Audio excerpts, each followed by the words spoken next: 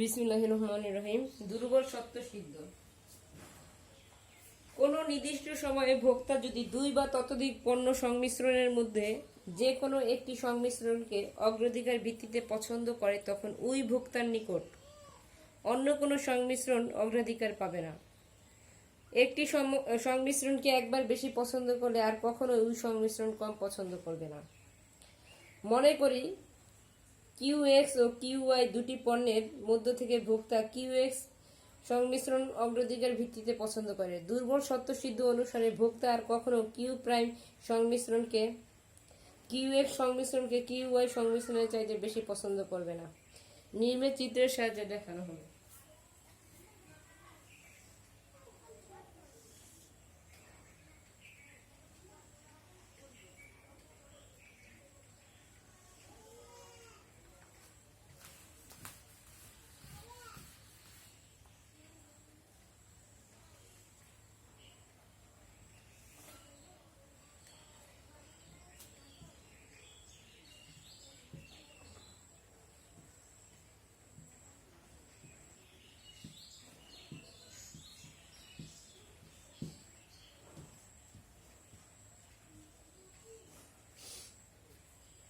চিত্রে এক্স অক্ষে এক্স পণ্য, ওয়াই অক্ষে ওয়াই পণ্য, এবি বাজেট রেখা, এবি বাজেট রেখা উপরের দুইটি সংমিশ্রণ পি ও কিউ সমান ব্যয় ও উপযোগ নির্দেশ করে। এই অবস্থায় ভোক্তা কিউ সংমিশ্রণের চাইতে পি কে বেশি পছন্দ করে। সে কখনো আর পি এর চাইতে কিউ কে বেশি পছন্দ করবে না। পি গ্রেটার দেন কিউ হলে আর কখনো পি লেস দেন কিউ হবে না। এটাই ভোক্তার আচরণের সামঞ্জস্যতা বা দুর্বল সত্য সিদ্ধ। তাহলে সবল সত্য সিদ্ধ মানে কি? সবল সত্য সিদ্ধ দেখো।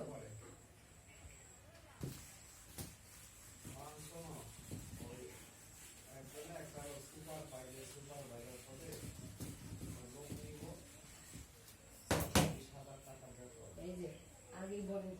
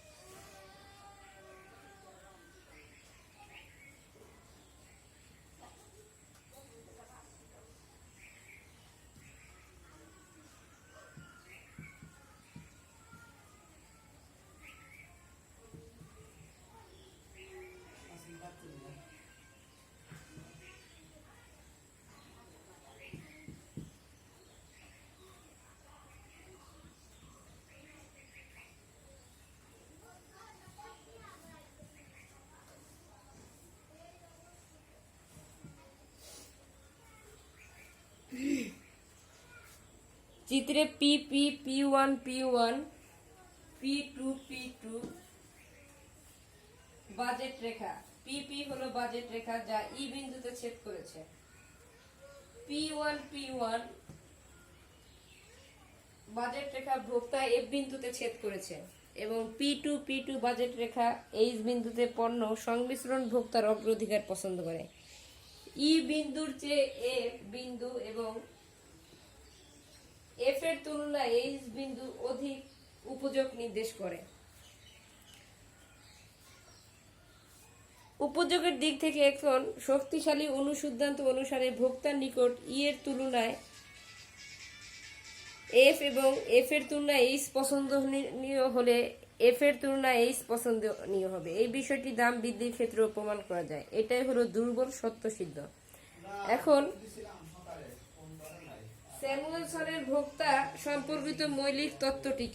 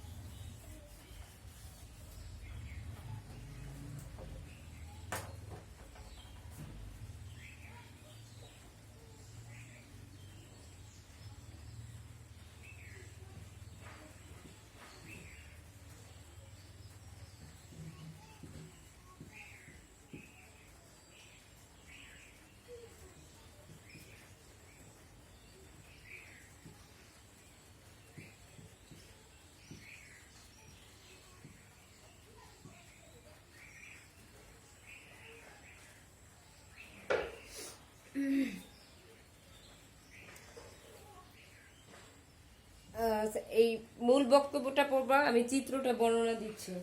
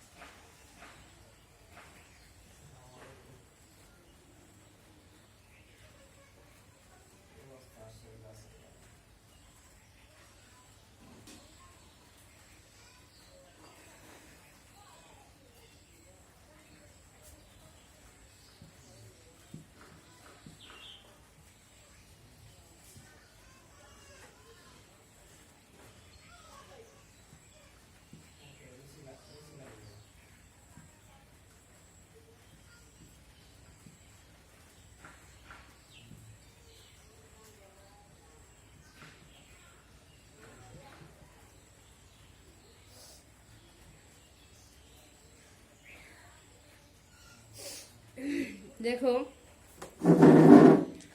ও অক্ষে এক্স পণ্য, ওয়াই অক্ষে ওয়াই পণ্য ধরা হয়েছে। এ বি প্রাথমিক বাজেট রেখা, যা ই বিন্দুতে ভোক্তাটি অগ্রাধিকার পছন্দ করবে। এখন যেখানে এক্স দ্রব্যের ভিত্তিতে ওএম পরিমাণ এক্স পণ্য এবং এফ বিন্দুতে ওএম ওয়ান পরিমাণ ওয়াই পণ্য, যদি ওয়াই পণ্য এবং আর্থিক আয় স্থির থেকে এক্স পণ্যের দাম কমে, তাহলে বাজেট রেখা পরিবর্তিত হয়ে এ বি ওয়ান হয়। বাজেট রেখা পরিবর্তিত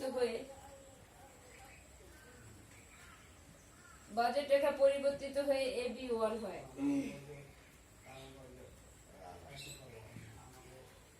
এখন এ বি ওয়ান এর সমান্তরাল করে বাজেট রেখা টানি।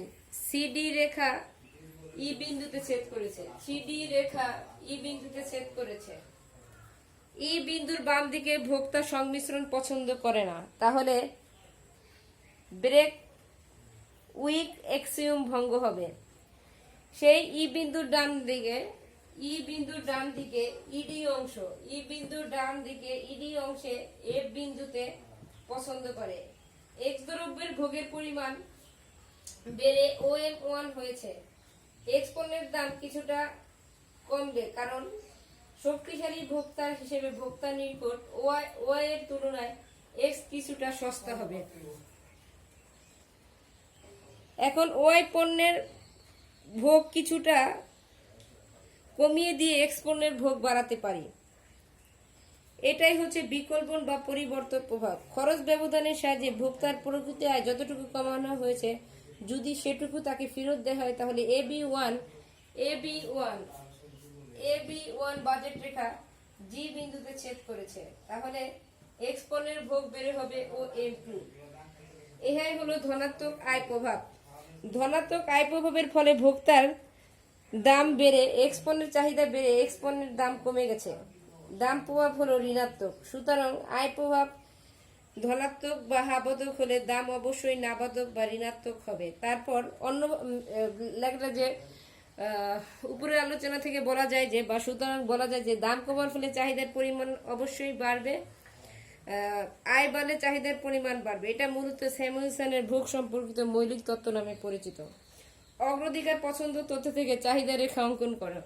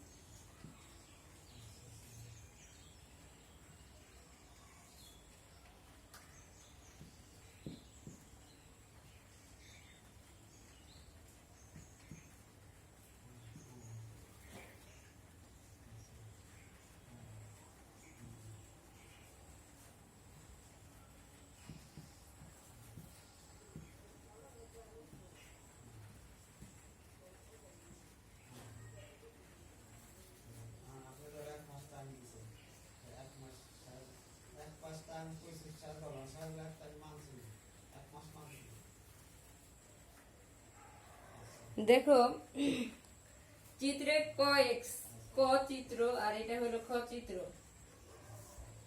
সুবিধার্থে দুইবার তোমাদের চিত্র আঁকলাম না, এটা বই থেকে দেখে নিও, আমি জাস্ট বিশ্লেষণটা বলতেছি। ক চিত্র, ও এক্স অক্ষে এক্স পণ্য, ও এক্স অক্ষে এক্স পণ্য এবং ওয়াই অক্ষে ওয়াই পণ্য ধরা হয়েছে। এ বি হলো বাজেট রেখা। এখন ই বিন্দুতে সংমিশ্রণ পছন্দ করে, তাহলে ও এম পরিমাণ এক্স পণ্য।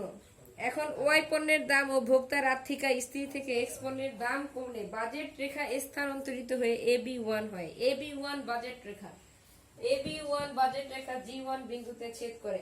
ই বিন্দু থেকে জি বিন্দুতে এক্স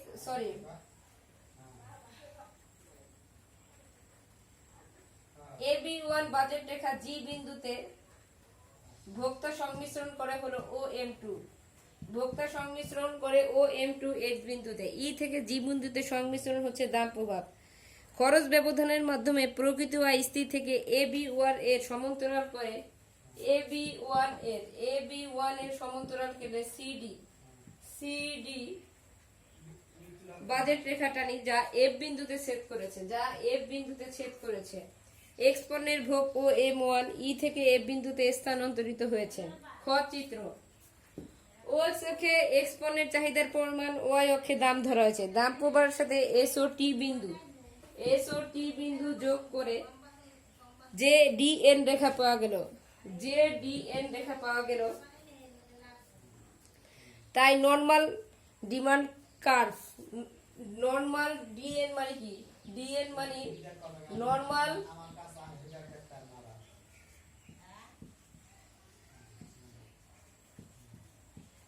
কার্ভ।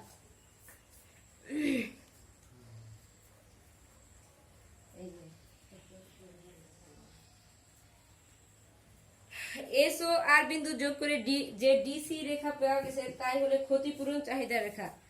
স্বাভাবিক চাহিদা রেখার ক্ষেত্রে আয় প্রভাব এবং বিকল্প প্রভাব উভয়টাই ভূমিকা পালন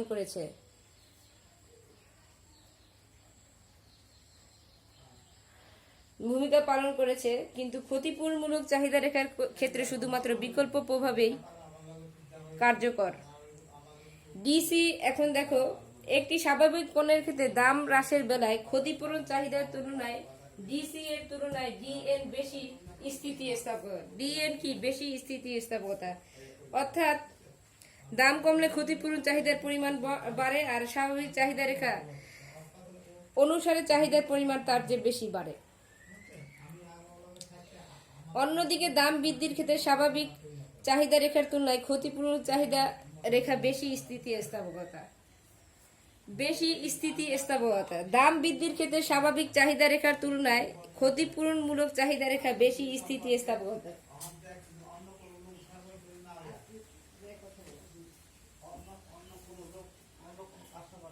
অগ্রাধিকার পছন্দ, পরেরটা দেখো। অগ্রাধিকার পছন্দের ক্ষেত্রে নিরপেক্ষ রেখা অঙ্কন করো। নিরপেক্ষ রেখা,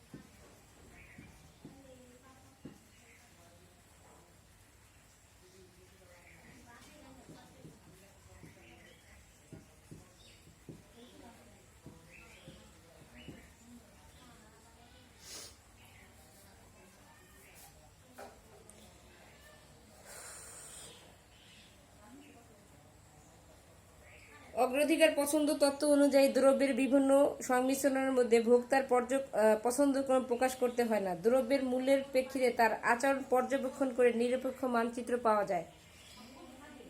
নিরপেক্ষ মানচিত্র কতগুলো বিষয়ের উপর নির্ভর করে। ভোক্তার আচরণ সংগতিপূর্ণ, সময় ব্যবধানে তার রুচি পছন্দের উপর স্বাধীন, ভোক্তা যুক্তিশীল, অর্থাৎ ভোক্তা যুক্তিশীল এতটুকু লিখতে হবে, লেখলেই হবে। নিম্নে নিরপেক্ষ রেখার আকৃতি ও অবস্থান নির্ণয়ের প্রক্রিয়া চিত্রের সাহায্যে ব্যাখ্যা করা হলো। চিত্র দেখো,